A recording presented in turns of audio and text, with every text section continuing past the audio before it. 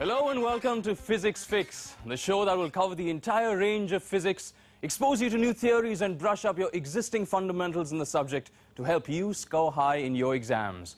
The mantra of our show is simple: Funda right, to career bright. I am Siddhant Pinto, and together we shall explore this world of physics. So, which aspect of physics are we studying today? Let's take a quick look at the highlights of today's show. This week we will introduce electromagnetism and get into the details of Oersted's experiment. We will also introduce the fundamentals of what it takes to make an electromagnet. We will break down Biot-Savart's law and understand the flow of current and the generated magnetic field through Maxwell's right-hand thumb rule. And finally, a detailed research analysis of the last 10 years' question papers in the context of electromagnetism and give you insights into how to crack them in your exams. Right, so let's get straight to it. Today's topic is electromagnetism, but before we start, let's introduce you to our magnetic professor, Sanjeev Sarma. A magician of sorts, he makes every formula of physics seem like a nursery rhyme and every scientific gadget look like a toy. With a master in particle physics from Mumbai University, Sanjeev Sarma has been making instructional packages for students for many years. With proven 100% success rates for his students, Sanjeev will share with you some radical new ways and methods to crack your exams. Presenting the star of Physics Fix, Sanjeev Sarma. Professor, welcome to Physics Fix. Pleasure to have you on the show. Thank you, Siddhant. Tell me, as a student and as a teacher of physics, have you ever heard of physics on television before? Siddhant, I wish programs like these were made when I was a student. Sadly, we do not have stuff like these when we were in college. Programs like these open up entire new vistas for you, entire new dimensions of learning for you. We open up your minds, we open up your concepts, and give you that additional edge to score that extra mark required to get you onto the merit list. That's absolutely fantastic. If you manage and succeed in doing that, I'm telling you this show will be one big hit. But before we fix the fundamentals of students, let's listen to some of the ideas and thoughts of students so that we can shape our tutorial better. Here are some of their views on electromagnetism. Sometimes become difficult to understand electromagnetism since the basic concepts are very complex. Not a subject to score because mostly students don't pay attention to it, take it as very tough. If you know the basic concepts, then you can go on with it very well. 3/4 of the students say that electromagnetism is very difficult. Faraday was the founder of electromagnetism. Right, so many questions, so many points of view on electromagnetism, Professor, but was there a lot of truth in all they said? Yes, there was a lot of truth, and yes, there's a lot of misconceptions too. Electromagnetism is a pretty easy subject to understand, but only when you see it as a concept, when you see images in your mind, when you see visuals, is when electromagnetism really starts becoming a beautiful subject for you to study. And once that happens, believe me, you're the king. Electromagnetism, my friend, is powering the world around us. Everything that we see around us, in our cupboards, in our pockets, everywhere is electromagnetism. And hey, let's take a look back into the early 1800s when Hans Oersted ran an experiment to check out the thermal properties of electricity, which led to discovering the science of electromagnetism. Let's look at it in this special section that we've created just for you called Lab Vision.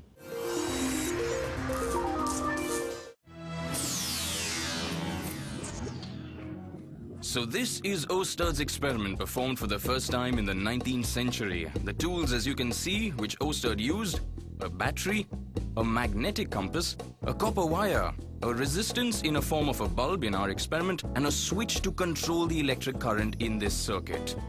When current is passed, as you can see, a deflection is noticed in the magnetic compass. As the compass is placed below the wire, the needle moves in the opposite direction. And lastly, when the flow of current is from east to west, there is no deflection noticed in our compass at all.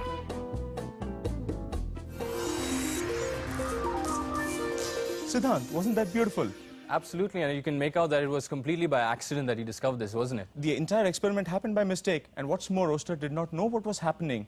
It was André-Marie Ampère of France who discovered that around a wire carrying current, there is a magnetic field generated. And hey, we now have two types of forces associated with electricity.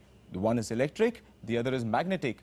Let's see where these two fuse together in our next Lab Vision as we create an electromagnet for you. Always wanted to know how to make an electromagnet yourself? Well, here is how.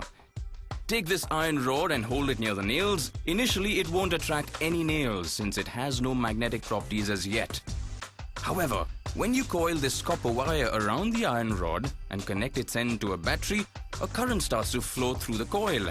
And now, when you drop iron pins on the same iron rod, the pins cling onto the rod, proving that the iron rod has gained magnetic properties. Magic? No, just simple electromagnetism.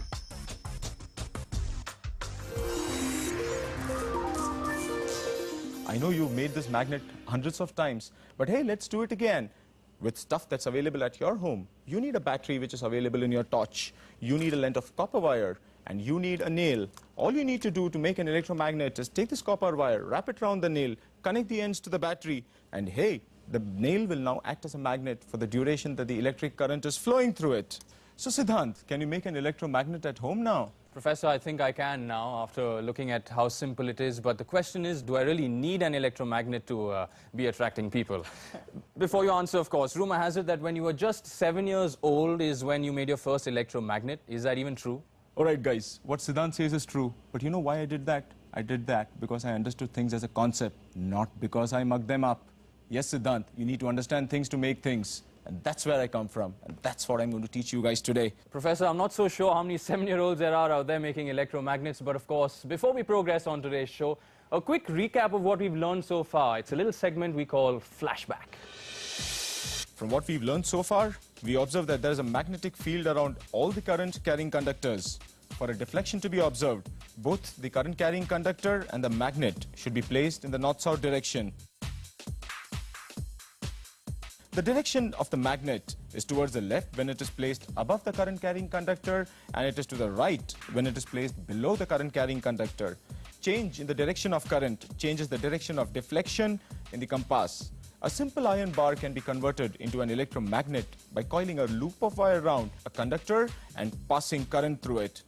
The magnetic properties of such an iron bar exist only till the electric current is flowing through it. Once the flow of electric current is stopped, the iron bar loses its magnetic properties. Thank you, Professor. Pretty good progress, if I may say so myself, in these opening first few minutes on Physics Fix. But so much more on electromagnetism to follow after this break. Before we break, though, a quick question for all our students.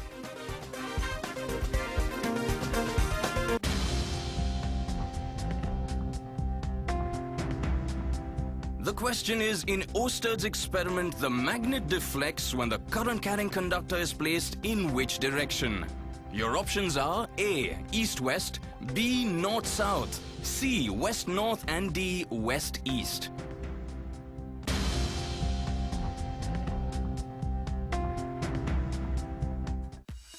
Coming up in our next segment is a study of direction and strength of magnetic fields due to a current-carrying conductor, other experiments related to magnetic field lines and Biot-Savart's law, and many more teasers for your grey cells.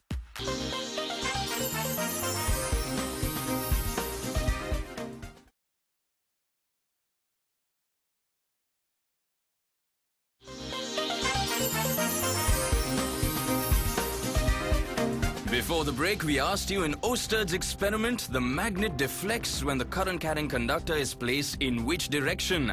The right answer is option B, which is north-south. Welcome back to Physics Fix. Funda right, though career bright. Now that we're all in the groove, let's move on to the other theories of electromagnetism. We promise to clear all your misunderstandings. We promise to strengthen your understanding of the subject. But what we promise most is to make this show and make physics fun for you. Professor, what is your most fun aspect of electromagnetism? Siddhant, my favorite is what I'm going to teach next. In this session, let's have a look at strength and direction of magnetic fields. Let's have a look at field lines. Let's have a look at solenoids. And then let's have a look at Biot-Savart's law. Let's have a look at how mathematics, the language that expresses physics so beautifully, describes the magnetic field. B is equal to mu0 I by 2 pi r. Sounds easy, doesn't it? Let's have a look at what these things stand for. B is the intensity of the magnetic field. Mu0 is the coefficient of permeability. We'll come back to this in a short while. I stands for the intensity of electric current flowing through the wire, and 2 pi r, as you would have learned when you were little toddlers, stands for the circumference, which is used to indicate the overall direction and the intensity and the spread of the magnetic field. Let's have a look at this. This is a 3D representation of Oersted experiment. As you can see, when an electric current is passed through a conductor, a magnetic field develops around it. The intensity of this field is indicated through circles that we have shown. By moving a magnet towards the conductor, the deflection in the magnet is the maximum nearest the conductor. As you take the magnet away from the conductor, the deflection naturally is reduced. Nothing could be simpler than that, right? Let's have a look at this equation again. B is equal to mu 0 I by 2 pi r. So let's have a look at what all this means. B, as we explained earlier, is the strength or intensity of the magnetic field. Mu 0 is the coefficient of permeability. We had promised last time that we would come back to you in this session with what mu 0 stands for. Imagine you are walking through sand, imagine you're walking through water, and imagine that you're just walking through a nice open road. Your legs move faster, isn't that correct? And when you're walking through water, your legs don't move as fast. This explains the coefficient of permeability to you. Magnetic field relies totally around its environment to propagate itself through. In a vacuum, the coefficient of permeability is the best. In the Earth's atmosphere, the coefficient of permeability is not as good. That should take care of the coefficient of permeability. Electricity relies on negative and positive ions to define its direction. Magnet relies on north and south. But how does one check the direction of a magnetic field around a conductor carrying current? The answer is defined by Maxwell's right-hand thumb rule. The thumb indicates the direction of the flow of electricity. And watch my hand as I move it.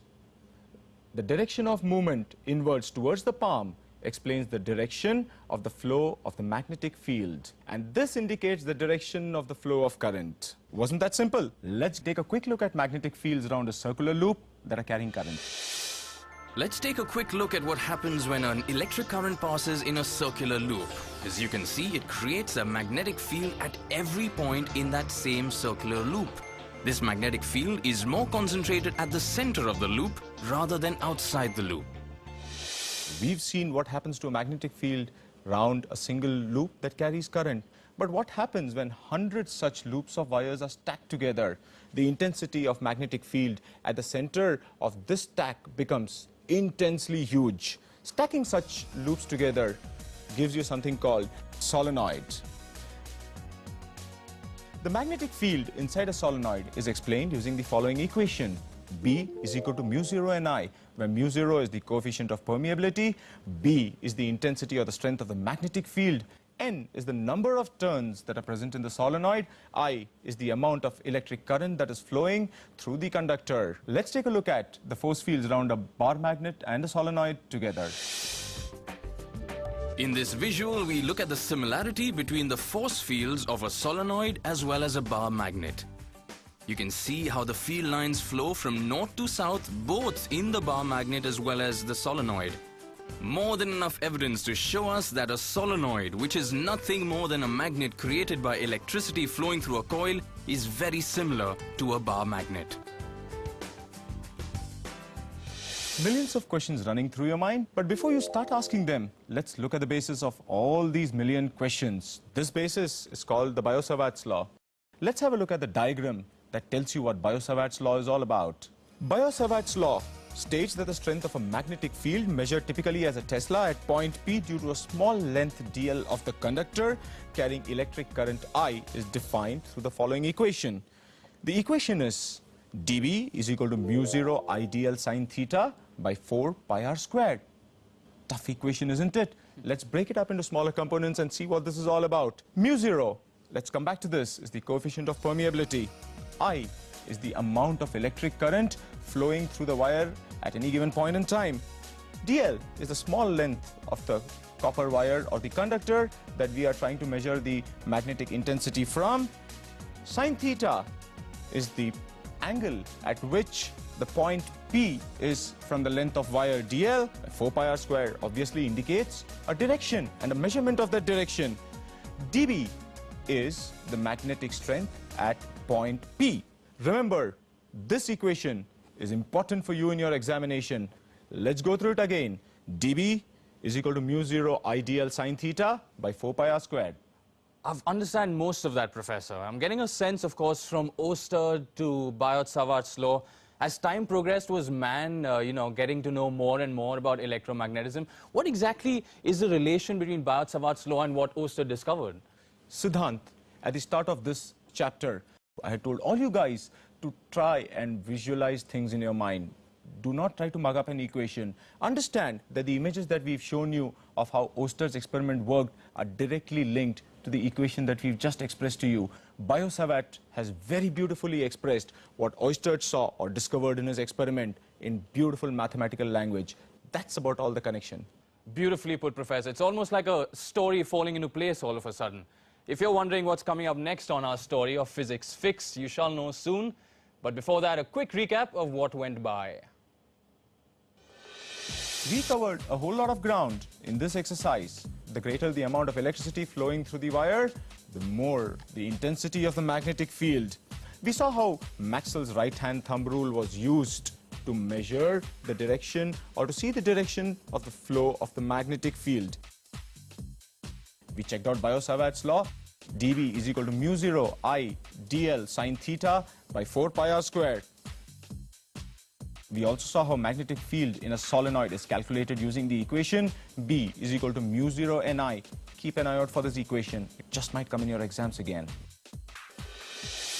It's time for some fun on Physics Fix. All this while, you've been sitting back and listening to the professor go on about electromagnetism. It's time you did something yourself. And you have an electromagnetic product with you right now. It's an amazing invention by mankind.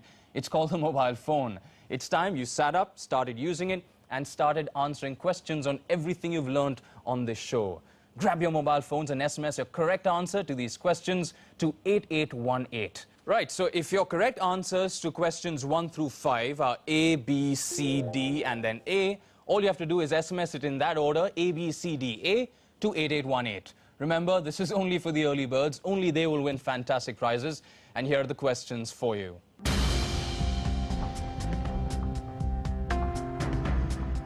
The questions are: Question 1. The magnetic field due to a current carrying conductor is in which direction with relation to the current? A. Parallel, B. Perpendicular, C. Around, and D. Besides. Question 2. What defines the direction of the magnetic field due to a current carrying conductor? A. Maxwell's right-hand thumb rule, B. Maxwell's left-hand thumb rule, C. Oersted's right-hand thumb rule, or D. Oersted's left-hand thumb rule. Question 3. The magnetic polarity of a conductor carrying current depends on which direction? A. Direction of flow of electric current, B. Direction the conductor is aligned in, C. Earth's magnetic field, and D. Wherever you want it to be. Question 4. A solenoid functions exactly like which common object? A. A tube light, B. A bar magnet, C. Battery, or D. A pendulum. Question 5. What is the unit of measurement of an electromagnetic field? A. Amperes, B. Watts, C. Tesla, or D. Millimeters.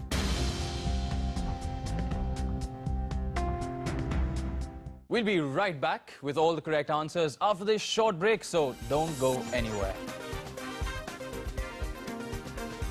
Coming up next are the correct answers to our questions and assessment of examination papers of the last 10 years. Frequently asked questions, magnetism, and a sneak peek into the examiner's favorites every year. Come right back to Physics Fix after this short break. Remember, funda right, to career bright.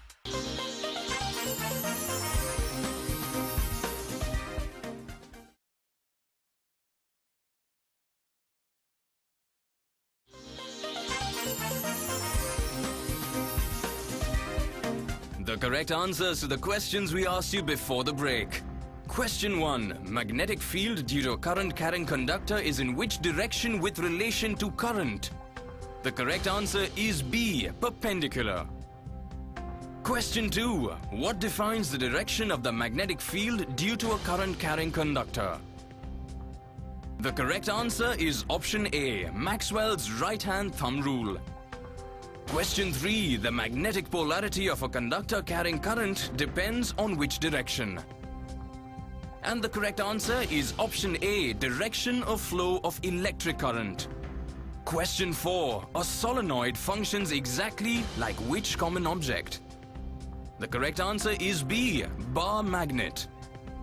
Question 5. What is the unit of measurement of an electromagnetic field? The correct answer is C, Tesla. So the correct answer sequence, it's BAABC. If that was your SMS, congratulations.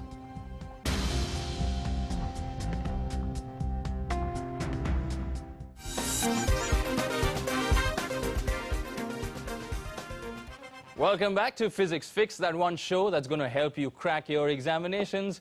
Remember our mantra, Funda right to career bright. Now, this is that most crucial segment of the show where we are going to discuss the most frequently asked questions in your examinations. But before that, Professor, could you quickly go over all the questions we asked and the particular answers? Let's have a look at the first two questions. The first two questions were, magnetic field due to a current carrying conductor is in which direction of the current? And what defines the direction of the magnetic field due to current carrying a conductor? The answer to question 2 was A, which is obviously Maxwell's right-hand thumb rule. And this gives you the answer to question 1 too, where you see that the direction of the flow of the magnetic field is perpendicular to the direction of flow of the current. The magnetic polarity of a conductor carrying current depends on which direction? Yes, it depends on the direction of flow of electricity, which normally is from the negative side to the positive side. The moment you reverse the flow, the direction of magnetic field changes. The answer to the fourth question, a solenoid functions exactly like which common object? For all those of you who said a tube light, go get one. And for all those of you who said it's a bar magnet, bingo, you're on target. And the answer to the last question, which is, what is the unit of measurement of an electromagnetic field? The correct answer is Tesla. You know, Professor, with all this talk of questions and answers, I cannot help but remember back in the day when I was sitting in exam halls, whatever I studied just was never asked in that paper. For this, we have one simple solution. We say exams are all about mind over matter, and it doesn't matter what that matter is. It may be electromagnetic, it may be whatever in nature. Use your mind, and here you got your exams coming up to you, and you'll do well. This is our next section. We call it Exam Fever. I have examined 1,386 questions across various boards, styles, formats, and arrived at the conclusion that Biot-Savart's law is an extremely important question. This normally gets you 6 to 8 marks with very little effort on your part. Here's the crucial question asked most frequently and the 3 variations in which they are asked. A. Using Biot-Savart's law, derive an expression for the intensity of magnetic field at a point near a current-carrying straight conductor. B. State Biot-Savart's law.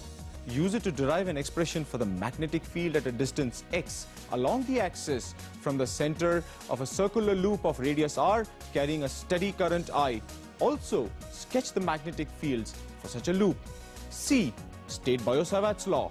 Use it to derive an expression for the magnetic field at the center of a circular loop of radius r carrying a steady current I. Also, sketch the magnetic fields for such a loop. Here's the answer to the third question, which is the most frequently asked question out of the 3. Let's take a look at this question and break it up into 3 phases. Phase 1, which says state Biot-Savart's law. We've covered this earlier. All you need to do is state Biot-Savart's law, write down the equation as follows. According to Biot-Savart's law, the magnetic field at point due to current element is given by the relation dV is equal to mu 0 I dl sine theta by 4 pi r square. Do not omit to list down what these elements stand for. dB is the strength of the magnetic field. Mu 0 is the coefficient of permeability. Put in some brackets and say mu 0 by 4 pi is equal to 10 raised to minus 7 Tesla meters per ampere. This will tell the examiner that you know what mu 0 is all about. I equal to intensity or the strength or the amount of electricity flowing through the conductor. dl, the small portion of the circular coil that is under consideration. Theta, the angle at which the point at which the magnetic intensity is being measured, is from the point dl divided by 4 pi r square, which is nothing more than a measure of distance. Phase 1 complete. Let us look at phase 2 and see how to address this. Phase 2, use it to derive an expression for the magnetic field at the center of a circular loop of radius r carrying a steady current I. Take a current element I dot dl in this loop. According to Biot-Savart's law, the magnetic field at the center of the loop due to this current element is dB is equal to mu 0 IDL by 4 pi r square. Where did the sine theta vanish to? The sine theta vanished because theta is 90 degrees and sine theta is 1. Draw a diagram to illustrate this. Show that the angle between the IDL and the point at which the magnetic intensity is being measured is 90 degrees. Phase 3 of the question. Sketch the magnetic fields for such a loop. Do you remember this beautiful image that we showed you about how magnetic fields are generated around a circular coil carrying current? Yes, that is exactly what you have to draw on your paper in this manner. Phase 1, Phase 2, Phase 3. You've broken up this question into 3 exact phases. You've detailed everything out, which tells your examiner that you know what you're talking about. This is the way to solve this question. If you answer your questions exactly the way I've told you to, believe me, no examiner is going to deny you a perfect percentage. But there's much, much more to what I have to tell you. Wait on a moment and let me share this with you. Let's check out where electromagnetism plays a role in getting you that extra mark, that extra percentage that you're looking for to pep up your career. As a student, you're always curious about the content of your question paper, and that is what leads to making or breaking of your career. So let's see how electromagnetism helps you attract and magnetize a high score into your papers. I have gone through question papers from 1996 to 2006, and the rate at which questions asked to what we have learned today in electromagnetism has been at a full 100%. Every year, the percentage of marks that questions from this subject command is 6 to 8%. Deviation in the format that this question has appeared in over the last 5 years, from 2001 to 2006, is just 3%. We took a sample of 100 students from around the country, and the reactions on questions related to electromagnetism is as follows. 55% of them found it very difficult, 30% found it difficult, and the remaining 15% found the questions easy to solve. Let's have a look at the time we get to solve the physics paper and see how this is one subject where you can score the most in the least amount of time. The total time to solve the paper is 180 minutes or 3 hours.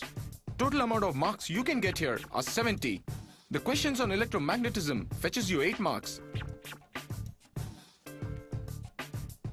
Most frequently asked question is Biot-Savart's law.